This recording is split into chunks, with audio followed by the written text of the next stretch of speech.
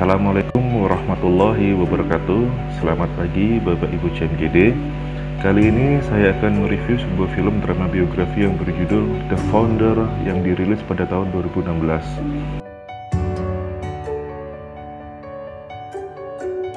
Film ini disutradarai oleh John Lee Hancock dan menceritakan asal-usul berdirinya restoran cepat saji McDonald yang sangat sukses dan tersebar hampir di seluruh negara, termasuk Indonesia. Semoga film ini dapat menambah wawasan dan kreativitas kita. Dan diawali dengan seorang sales promotion boy atau SPB bernama Ray Kroc, sedang menawarkan produk mesin mixer kepada owner sebuah restoran namun tidak berhasil. Kroc adalah sosok yang gigih, logis, ambisius, dan idealis. Gagal di satu tempat tak membuat semangatnya kendor dan langsung lanjut promosi ke tempat berikutnya tapi gagal lagi.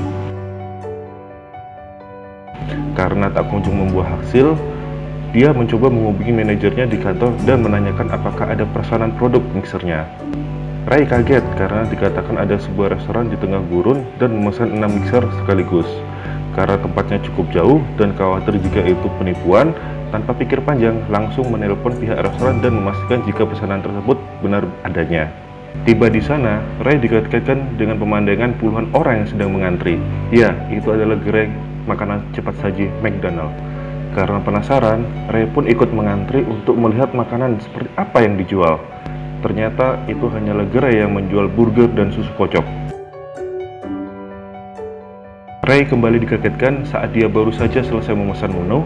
Beberapa detik kemudian, makanan tersebut sudah ada di depannya. Kemudian Ray bertemu dan berkenalan dengan salah satu pemilik gerai bernama Mac. Kemudian mengajak Ray untuk masuk ke dalam untuk melihat konsep dan sistem kerja restorannya. Ray sangat kagum dengan kecepatan pelayanan yang ditunjukkan restoran tersebut. Kemudian muncul seorang bernama Dick. Dia adalah adik dari Mac. Lalu Ray mengajak mereka makan malam karena penasaran dengan cerita sukses McDonald. Kunci dari McDonald adalah kecepatan pelayanan. Pelanggan bisa mendapatkan makanannya kurang dari 30 detik saja. Memanfaatkan lapangan tenis untuk merancang sebuah sistem dan menyusun alur gerak dari para pegawai, memastikan posisi barang, serta peran dan gerakan masing-masing pegawai sesuai dengan formasi dan strategi. Pencahayaan yang cukup, konstruksi yang unik, serta dinding kaca seolah-olah pelanggan sedang melihat pertunjukan sirkus. Ray masih terbayang-bayang dengan cerita McDonald hingga membuatnya insomnia.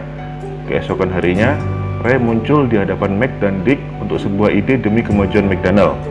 Saya menawarkan kerjasama waralaba, atau yang biasa kita kenal dengan istilah franchise, tapi mereka menolaknya. Setibanya di rumah, Ray menceritakan kepada istrinya begitu luar biasanya McDonald, dan mengatakan pada istrinya kalau dia ingin menjadi bagian dari kesuksesan McDonald. Akhirnya Ray kembali nyeles lagi dan gagal lagi. Keesokan harinya, Ray kembali menemui Mac dan Dick untuk merayu mereka. Dia mengatakan jika memang mereka tidak peduli dengan keuntungan franchise, setidaknya lakukan itu demi negara, demi Amerika. McDonald akan menjadi simbol persatuan Amerika. McDonald adalah Amerika, Amerika adalah McDonald. Alhasil kontrak antar keduanya pun dibuat perjanjian hitam di atas putih. Ray pun nekat menggadaikan sertifikat rumahnya agar mendapatkan dana untuk modal mendirikan gerai barunya. Saat proses pembangunan gerai, ia sudah mulai membuat masalah dengan sedikit merubah pola konstruksi bangunan, serta menggandeng Coca-Cola sebagai sponsor untuk tiang papan baliho McDonald. Hal tersebut jelas ditolak oleh Dick, karena McDonald didirikan dengan gagasan kekeluargaan, bukan komersial. Gerai pun selesai dibangun dan sudah beroperasi. Di sini terlihat bahwa Ray pada dasarnya adalah orang yang memiliki kemampuan manajemen yang baik. Ia seorang pekerja keras dan juga ulet. Terlihat ia tidak segan-segan ikut turun membantu di dapur serta membersihkan gerai saat tutup. Kurang puas dengan satu gerai, dia mencoba meminta tolong pada istrinya untuk merayu teman-teman kaya yang lain. Dengan cepat, dia berhasil menggandeng beberapa mitra baru. Max sedikit khawatir semua ini. Ray mampir untuk mengecek gerai milik temannya. Dia sangat geram karena ada menu tambahan ayam goreng dan jagung manis serta tidak bisa menjaga kebersihan restoran. Akhirnya Ray membatalkan kerjasama dengan Ronald. Tentu saja istrinya tidak setuju karena Ronald adalah teman baiknya. Sebagai gantinya, Ray mendapatkan mitra franchise baru. Dia sangat puas dengan kinerja pasangan suami istri tersebut. Suaminya ikut bekerja di dapur, sedangkan istrinya berada di luar untuk melayani anak-anak. Ray mengadakan seminar di berbagai tempat untuk mencari mitra-mitra hebat yang benar-benar bisa menjaga standar operasional McDonald. Tak butuh waktu yang lama, Ray berhasil mengembangkan McDonald dan membuka beberapa gerai baru di Chicago. Ray dan para mitra barunya makan di sebuah restoran mewah untuk merayakan kesuksesan mereka. Kemudian ia berkenalan dengan Rolly, pebisnis yang sudah berpengalaman selama 20 tahun di bidang industri makanan. Rolly juga mengenalkan istrinya bernama Joan. Mereka sempat akrab dan sepertinya Ray agak tertarik dengan Joan saat pandangan pertama. Suatu ketika, sekretaris Ray mengatakan bahwa modalnya sudah menipis dan hampir habis. Ray menelpon Dick untuk meminta negosiasi ulang. Ia merasa komisi sebesar 1,4% yang ia terima dari laba bersih tiap gerai masih kurang. Ia menemukan permasalahan yang membuat biaya operasionalnya membengkak, yaitu biaya listrik untuk alat pendingin susu. Tagihan ratusan dolar per tahun sangat membebani pengeluaran. Sampai di rumah, istri Ray memasang muka cemberut karena mengetahui kalau rumahnya digadaikan. Ray yang kesal lalu menghampiri pihak pegadaian dan marah kepadanya karena mereka memberitahu istrinya soal hutang tersebut. Ray yang sedang galau mengunjungi gerai milik Joan. Semakin jelas kalau Ray diam-diam menaruh hati pada istri Rolly. Ray curhat tentang permasalahannya dan sungguh mengagumkan. Tak hanya cantik, ternyata Joan juga sangat pintar. Dia menyarankan Ray untuk berani mengganti susu segar dengan susu bubuk instan. Jelas itu jauh lebih murah serta tidak membutuhkan alat pendingin. Rasanya juga mirip seperti susu segar. Lalu Ray menghubungi Dick untuk menyampaikan idenya menggunakan susu kocok instan. Tentu saja hal tersebut ditolak karena akan merusak standar mutu perusahaan. Masalah berikutnya muncul.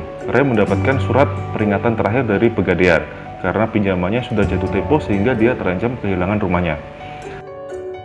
Tanpa sengaja, Ray berkenalan dengan Harry. Dia adalah seorang akuntan di sebuah perusahaan dan sudah sangat ahli menganalisis neraca keuangan.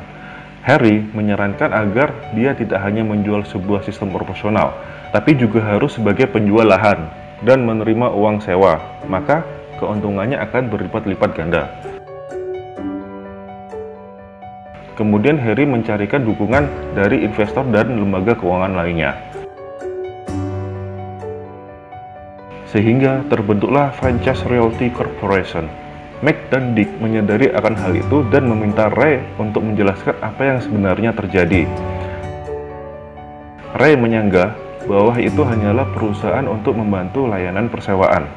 Mac dan Dick hanya menguasai apa yang di dalam restoran, tidak untuk bagian luar, atas maupun bawah. Bisnis Ray ini mengalami kemajuan yang sangat signifikan, bahkan wajahnya sekarang sudah terpampang di beberapa majalah RBM. Kini, Ray makin berani mengambil keputusan sepihak.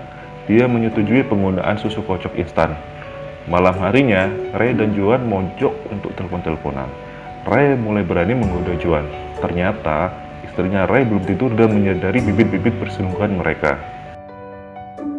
Akhirnya, Mac dan Dick mengetahui kalau Ray sudah berani menggunakan susu kocok instan.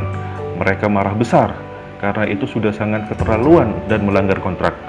Ray melawan balik dengan berkata bahwa dia lebih memahami bisnis McDonald dan sudah merasa kesal.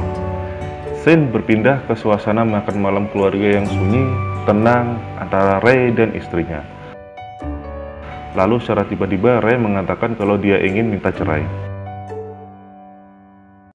Ray semakin menggila dan berani merubah nama perusahaan menjadi The McDonald Corporation. Mac dan Dick marah besar karena Ray sudah sangat kelewatan. Ray dengan santai menjawab, ini semua adalah untuk kemajuan McDonald. Kalian berdua hanyalah pecundang. Hal tersebut membuat Mac shock dan jatuh pingsan. Mac didiagnosa oleh dokter jika ginjalnya melemah dan hanya berfungsi 50%, dan disarankan untuk menghindari stres akibat beban pekerjaan. Tiba-tiba, Ray dengan santainya datang menyuruh Mac, memberi bingkisan bunga dengan sepucuk kertas di atasnya. Ternyata itu adalah cek kosong, yang artinya Ray meminta Meg dan Dick untuk menjual McDonald beserta seluruh sistem dan isinya. Dick menghubungi Ray dan meminta 2,7 juta dolar untuk McDonald ditambah komisi sebesar 1% dari keuntungan perusahaan selamanya, serta satu buah gerai potensial di San Bernardino. Ray merasa ini adalah pemerasan. Akhirnya keputusan diambil. Ray menyetujui semuanya kecuali komisi 1% yang harus berdasarkan jabat tangan, karena para investor menolak dan perjanjian terancam batal. Ray menjanjikan bahwa dia akan berusaha mengupayakan 1% dari para investor agar tetap diberikan, karena yakin mereka akan kalah di persidangan dengan berdalih Meg dan Dick melepaskan McDonald. Tanpa sengaja, Dick bertemu dengan Ray di toilet. Dia ingin bertanya satu hal. Kenapa Ray tidak langsung menghancurkan mereka dari awal dengan mencontoh Speedy System dan membuka gerai burger miliknya sendiri? Ray menjawab bahwa pesona McDonald bukan dari burger atau Speedy Systemnya, melainkan filosofi dari nama McDonald itu sendiri yang sangat kental dan familiar dengan orang Amerika. Akhirnya, yang tersisa dari Meg dan Dick hanyalah satu gerai di San Bernardino, dan secara hukum tidak berhak menggunakan nama McDonald atau variasi apapun yang sejenis. Sedangkan Ray langsung membangun gerai McDonald baru di dekat lokasi tersebut. Akhirnya Ray berhasil merebut dan menguasai McDonald, termasuk merebut Joan dari temannya sendiri, Rolly. Dan film ini pun tamat. Jadi, demikian alur cerita dari film yang berjudul The Founder. Di akhir film ini dijelaskan bahwa akhirnya Ray menikah dengan Joan, memperluas usahanya hingga lebih dari 100 negara termasuk Indonesia. Harry menjadi presiden dan CEO McDonald Corporation, namun memutuskan keluar karena berselisih pendapat dengan Ray. Meg dan Dick tidak mampu membangun gerainya dan membuatnya bangkrut. Sampai sekarang, Ray tidak pernah memberikan komisi 1% pada Meg dan Dick sesuai janjinya.